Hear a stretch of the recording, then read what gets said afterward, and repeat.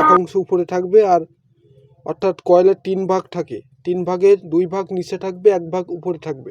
এভাবে করে সংযোগ করব। ওখানে যেভাবে আটকায় দিছেন কি করব খোলাই দূরত্ব নেই।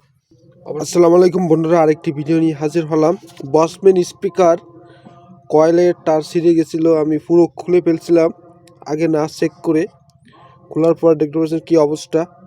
এখন এই অবস্থায় আমরা লাগিয়ে দেবো সুন্দর করে। কি অবস্থা হয় জানি না, তারপরেও আমরা এটিকে লাগানোর নিয়ম দেখাবো। যদি আপনার কয়েল সমস্যা হয় সেক্ষেত্রে কয়েল অর্থাৎ কয়েলের তার ছিঁড়ে যায়, সেক্ষেত্রে যারা খুলে ফেলেন তারা এরকমভাবে এখানে দিয়ে এটাকে গোল করে কেটে ভিতর থেকে খিঁচ দেবেন, তাহলে কয়েলটি টাইট থাকবে। পরবর্তীতে আঠা লাগিয়ে দেবেন। এ ধরনের ডেনড্রাইট যে আঠা থাকে, এই আঠা এখানে লাগিয়ে দিলে আমাদের কাজ কমপ্লিট হয়ে যাবে। তার আগে আমরা এর ভিতরে গোল একটা কিছু দিতে হবে।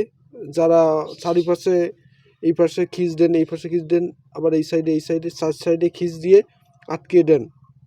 কয়েলের এক অংশ উপরে থাকবে, আর অর্থাৎ কয়েলের 3 ভাগ থাকে, 3 ভাগের 2 ভাগ নিচে থাকবে, 1 ভাগ উপরে থাকবে। এভাবে করে সংযোগ করব। আর এখন আমরা এখানে এটি নেব, এটি ভিতরে দিয়ে দেব, ভিতরে দিয়ে যাতে খিঁচ থাকে। পরবর্তীতে আমরা উঠিয়ে ফেলবো আঠা লাগানোর পরে।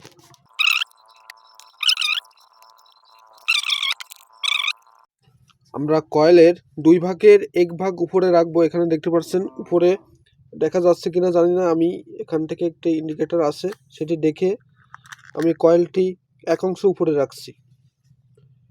আর ভিতরে স্পাইডার থেকেও আঠা উঠে গেছে। এখানে স্পাইডারে এভাবে করে চাপা দিয়ে লাগাই দিতে হবে। এখানে এটা দেখতে পাচ্ছেন, এই আঠা দিয়ে আমি উঠে ফেলেছি। আবার এই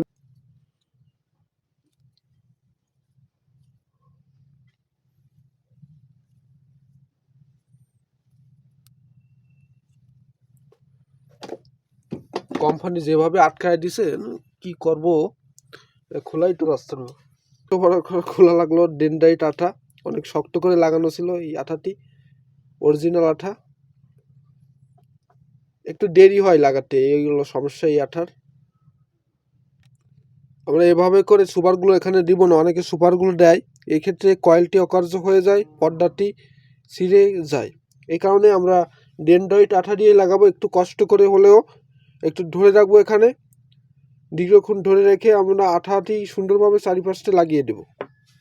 তাহলে বন্ধুরা, লাগিয়ে আমি আবার ফিরে আসতেছি। আঠাটা চারিপাশে লাগিয়ে দেওয়ার পর আমরা এরকম একটা বাটি নেব। বাটি নিয়ে স্পিকারটি জাস্ট এখানে উপরে কিছু দিয়ে রাখবো। কতক্ষণের জন্য? অনেকক্ষণের জন্য দিয়ে রাখবো। অর্থাৎ আমরা আধা ঘন্টা পরে আবার বাকি আঠাটুক আমরা লাগিয়ে। আজকের ভিডিও শেষ। ধন্যবাদ সবাইকে ভিডিওটি দেখার জন্য। আল্লাহ হাফেজ।